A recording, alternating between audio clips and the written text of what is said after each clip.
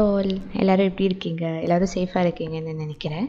So இன்றைக்கி நம்ம சேனலில் வந்து எல்லாருக்கும் ரொம்ப ஃபேமஸான ஒரு ஃபேவரட்டான டிஷ் வந்து எப்படி பண்ணுறதுன்னு பார்க்கலாம். இது யாருக்குமே பிடிக்காதுன்னு சொல்லவே மாட்டாங்க. கண்டிப்பாக இதுக்கு வந்து ஒரு செப்பரேட் லைக்கிங், செப்பரேட் ஃபேன் ஃபாலோவர்ஸ்லாம் இருக்கிறாங்க.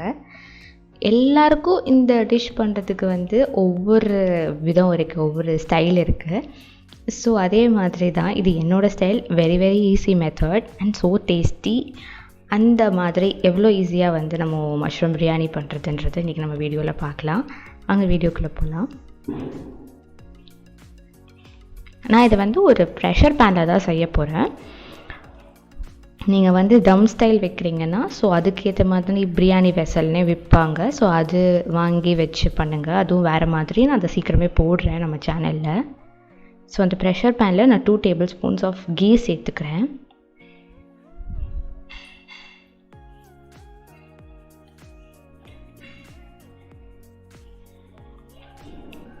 கீயை வந்து நீங்கள் லாஸ்ட்டாக கூட ஆட் பண்ணலாம், அது உங்கள் இஷ்டம். பட் நான் ஃபர்ஸ்ட்டே ஆட் பண்ணிடுறேன். So ghee and oil add பண்ணிக்கோங்க. நான் வந்து 2 tablespoons ghee, 2 tablespoons of oil add பண்ணுறேன். பிரியாணிக்கு எப்போயுமே வந்து நிறைய எண்ணெய் சேர்க்கணுன்னு சொல்லுவாங்க, but I don't believe in that. இப்போ நான் வந்து ஸ்பைசஸ் போடுறேன். ஸோ பிரியாணி லீஃப், க்ளவுஸ், கடல் பாசி அண்ட் தென் 2 ஏலக்காய் இது போட்டுடுறேன்.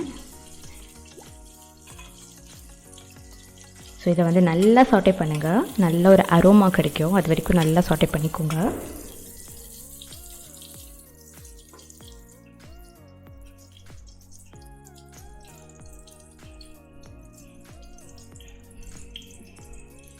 இப்போ வந்து நான் 2 green chilies வந்து ஸ்லிட் பண்ணிவிட்டு ஆட் பண்ணிக்கிறேன். பட் இது ஆட் பண்ணும்போது ரொம்ப கேர்ஃபுல்லாக இருக்கணும். சம்டைம்ஸ் அந்த சீடு வந்து ஸ்பேட்டர் ஆகும். ஸோ இது நீங்கள் டைரெக்டாக ஆயில் ஆட் பண்ணுறதுனாலும் ஓகே, இல்லைனா ஆனியன்ஸ் ஆட் பண்ணிவிட்டு இதை ஆட் பண்ணாலும் ஓகே. இப்போ நல்லா மின்ஸ் பண்ணியிருக்கிற ஆனியன்ஸ் ஆட் பண்ணிக்கிறேன். நீங்கள் நீட்டமாக கூட கட் பண்ணி ஆட் பண்ணலாம். பிரியாணியில் எப்போயுமே எல்லோரும் சொல்கிற மாதிரி தான் அந்த ஆனியன்ஸோட அந்த ஃப்ரை பண்ணுற ஸ்டேஜ் தான் வந்து கரெக்டாக டிசைட் பண்ணும் அதோட டேஸ்ட்டை. நல்லா ஃப்ரை பண்ணணும். அது நல்லா டிரான்ஸ்பரண்ட், நல்லா ப்ரௌன் ஆகிற வரைக்கும் நல்லா ஃப்ரை பண்ணணும்.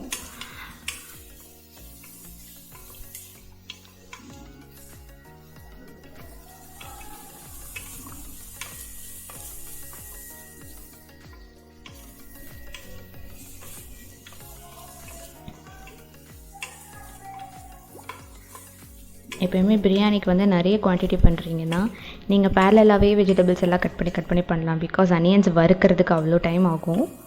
நீங்கள் வேணும் அது சீக்கிரம் வந்து வறுக்கணும்னு நினச்சிங்கன்னா இங்கே கொஞ்சமாக சால்ட் ஆட் பண்ணிக்கோங்க. அது கூட சீக்கிரமாக வறுபடுறதுக்கு ஹெல்ப் பண்ணும்.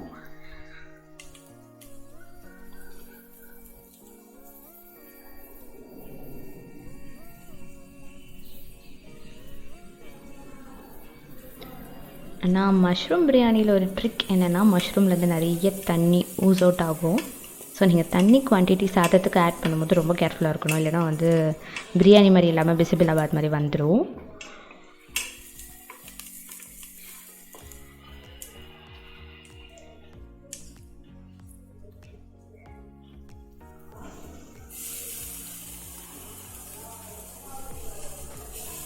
இப்போ வந்து நான் புதினா மல்லி ஆட் பண்ணிக்கிறேன். நான் ரொம்ப நிறைய புதினா மல்லி சேர்ப்பேன். உங்களுக்கு அந்த டேஸ்ட் பிடிக்கும்னா நீங்களும் என் குவான்டிட்டி அளவுக்கு சேர்த்துக்கோங்க. பட் பிடிக்காதுன்னா ஒரு ஹேண்ட் அளவுக்கு போட்டுக்கோங்க. நீங்கள் எவ்வளோ ஆனியன் போடுறீங்களோ அதுக்கு ஈக்குவல் அமௌண்ட் ஆஃப் புதினா, ஈக்குவல் அமௌண்ட் ஆஃப் கொரியாண்டர் போட்டுக்கோங்க. எனக்கு வந்து இந்த புதினா மல்லி வந்து அனியன்ஸோட நல்லா ரோஸ்ட் ஆகுறது ரொம்ப பிடிக்கும். அதனாலே நான் இதோட ஆட் பண்ணிடுவேன். சில பேர் தக்காளி எல்லாம் ஆட் பண்ணிவிட்டு ஆட் பண்ணுவாங்க. அதுவும் ஃபைன் தான். It is all about your taste. உங்களுக்கு எப்படி பிடிக்குதோ அந்த மாதிரி பண்ண வேண்டியதுதான். ஸோ அது நல்லா ஸ்ட்ரிங்க் ஆகிட்டு உங்களுக்கு ஒரு ஆசமாட்டிக் அரோமா கொடுக்கும். ஐயோ சூப்பராக இருக்கும்.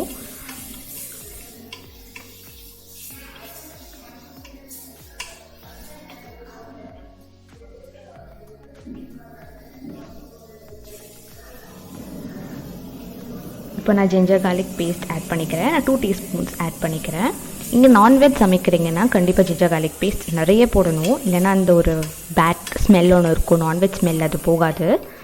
எப்போயுமே ஜிஞ்சர் கார்லிக் பேஸ்ட், டர்மரிக் வந்து நிறைய நான்வெஜ் குக்கிங்கில் இருக்கணும்.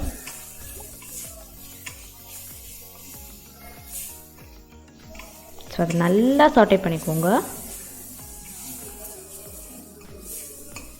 ஆக்சுவலி இங்கே பார்த்தீங்கன்னா உங்களுக்கு ஆயில் அவ்வளோ இருக்கிற மாதிரியே இருக்காது. பட் வேறு எல்லா பிரியாணி ரெசிபீஸ்லேயும் ஆயில் மிதக்க போட்டிருப்பாங்க. உங்களுக்கு பிடிச்சிருந்ததுன்னா அந்த மாதிரி ஆட் பண்ணிக்கோங்க. இப்போ நல்லா அது வறுபட்டுருச்சு. ஸோ நான் வந்து டொமேட்டோஸ் ஆட் பண்ணிக்கிறேன்.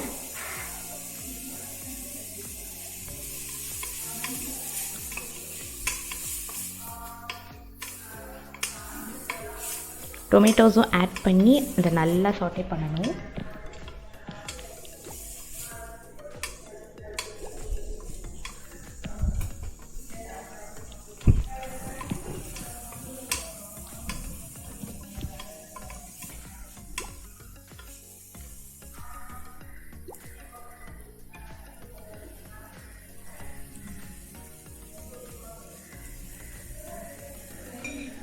இப்போ மசாலாஸில் ஆட் பண்ணிக்கலாம்.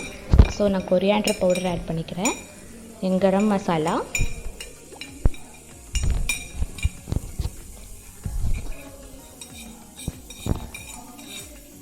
தென் ரெட் சில்லி பவுடர் ஆட் பண்ணிவிட்டு அதை நல்லா மிக்ஸ் பண்ணணும். இது மசாலாஸ் ஆட் பண்ணும்போது எப்போயுமே வந்து அடுப்பை ஸ்லோவில் வச்சுக்கோங்க, இல்லைன்னா அது ஈஸியாக ப்ரௌன் ஆகிடும்.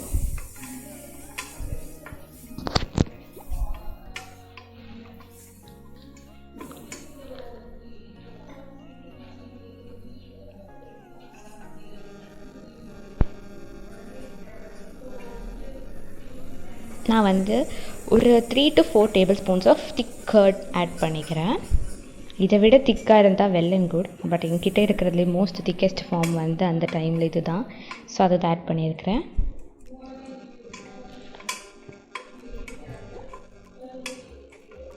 அதை நல்லா மிக்ஸ் பண்ணிக்கோங்க.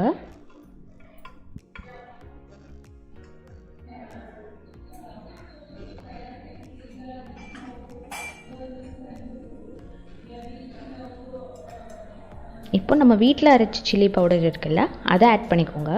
உங்கள் காரத்துக்கு ஏற்ப எவ்வளோ வேணுமோ ஆட் பண்ணிக்கோங்க. நான் ரெட் சில்லி பவுடரை வந்து சும்மா கலருக்காக ஒரு அட்ராக்ஷனுக்காக போட்டிருந்தேன்.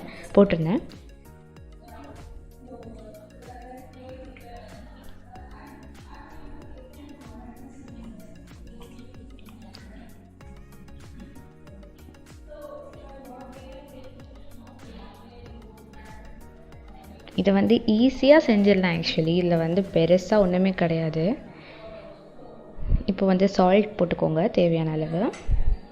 ப்ளஸ் எல்லோரும் பிரியாணி இப்போலாம் ரொம்ப கஷ்டம், வீக் டேஸில் பண்ண முடியாது இப்போலாம் நினைக்கிறாங்க.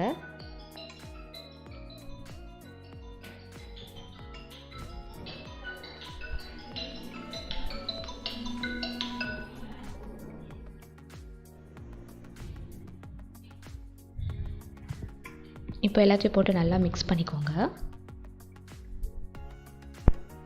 இந்த ஸ்டேஜில் நான் வந்து மஷ்ரூம்ஸ் ஆட் பண்ணுறேன். மஷ்ரூம்ஸில் ஆல்ரெடி தண்ணி விடும். ஸோ கழுவி வச்சுருக்க தண்ணி எதுவுமே இல்லாமல் ஆட் பண்ணிக்கோங்க.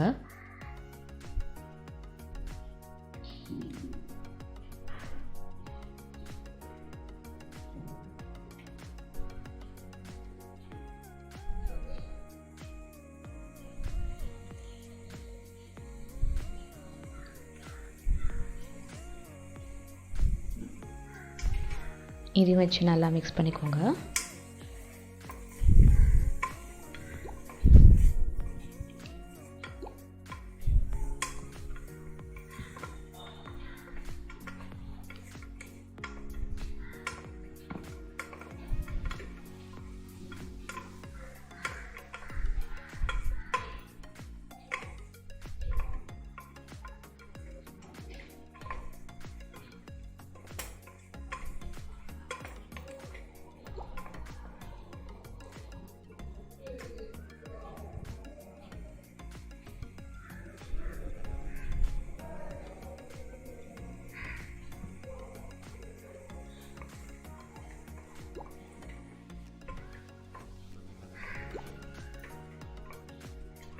அந்த கலரே வந்து ரொம்ப அட்ராக்டிவாக இருக்கும். ஸோ ஹவு மச் எவர் நீங்கள் வந்து அதை ரோஸ்ட் பண்ணுறீங்களோ அதுதான் உங்களுக்கு ஒரு நல்ல கலர் கொடுக்கும்.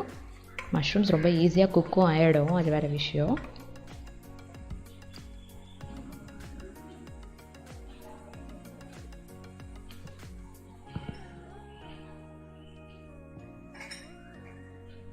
இப்போ நான் வந்து 2 glasses of water for 1 glass rice போட்டு ஆட் பண்ணிக்கிறேன். ஸோ 1:2 தான் வந்து ரேஷியோ. நான் ஏன் மிக்சியில் ஆட் பண்ணேன்னா அதில் ஜிஞ்சர் garlic பேஸ்ட் அப்போ தான் ஃப்ரெஷ்ஷாக அரைச்சினேன். ஸோ அதில் லெஃப்ட் ஓவர் இருக்கும் இல்லையா, ஸோ அதை அப்படி தண்ணியில் போட்டுடலான்னு நினச்சி தான் அதில் ஆட் பண்ணுறேன்.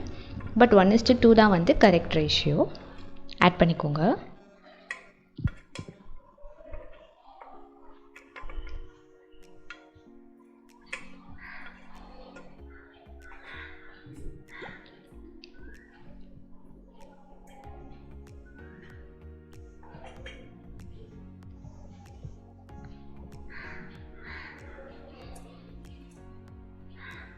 ஸோ இப்போ நம்ம வந்து ரைஸை சேர்த்துக்கலாம். நான் வந்து நார்மலாக நம்ம ஒயிட் ரைஸ் வைப்போம்ல, அந்த ரைஸில் தான் பண்ணுறேன். எனக்கு பாஸ்மதி ரைஸில் வந்து பிரியாணி அவ்வளோ ரெகுலராக பண்ண இஷ்டம் இல்லை. பட் நீங்கள் பாஸ்மதி ரைஸ் ஆட் பண்ணுறதுனாலும் அதை வந்து ஒரு 20 minutes சோக் பண்ணிவிட்டு அதுக்கப்புறம் ஆட் பண்ணுங்கள், நல்லா தான் இருக்கும்.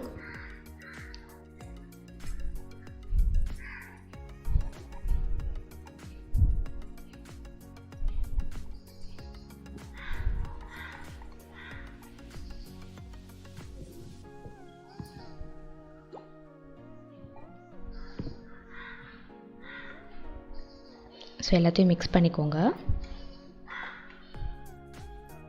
எல்லா மசாலாஸையும் எடுத்து விட்டுருங்க. இந்த ஸ்டேஜில் நீங்கள் கீ ஆட் பண்ணிவிட்டு கூட லிட்டை க்ளோஸ் பண்ணலாம். ஸோ ஸ்டிக்கியாக இருக்காது ரைஸஸ் எல்லாம். ஸோ அந்த ஸ்டேஜில் வந்து மிக்ஸ் பண்ணிவிட்டு குக்கரை க்ளோஸ் பண்ணிவிடுங்க. க்ளோஸ் பண்ணிவிட்டு அதை வந்து 10 minutes ஆக்சுவலி வைக்கணும். 5 minutes in high and 10 minutes in low. But 10 minutes வந்து உங்களோட டெசிஷன் படி தான். உங்களுக்கு நிறைய விசில்ஸ் ஆல்ரெடி ஹையில் வந்துடுச்சுன்னா அந்த 10 minutes நீங்கள் 5 minutes குறைச்சிக்கலாம். ஸோ நான் வந்து இது பண்ணும்போது டோட்டலாக ஒரு 15 minutes வச்சேன். ஸோ நீங்கள் அதை படியே ட்ரை பண்ணி பாருங்கள். உங்களுக்கு இந்த வீடியோ பிடிச்சிருந்ததுன்னா என்னோடய சேனலுக்கு சப்ஸ்கிரைப் பண்ணிக்கோங்க. இதை வந்து லைக் பண்ணுங்கள், ஷேர் பண்ணுங்கள், அண்ட் உங்களோட ஃபீட்பேக்கில் கீழே கமெண்ட்டாக ரெக்கார்ட் பண்ணுங்கள். Bye bye.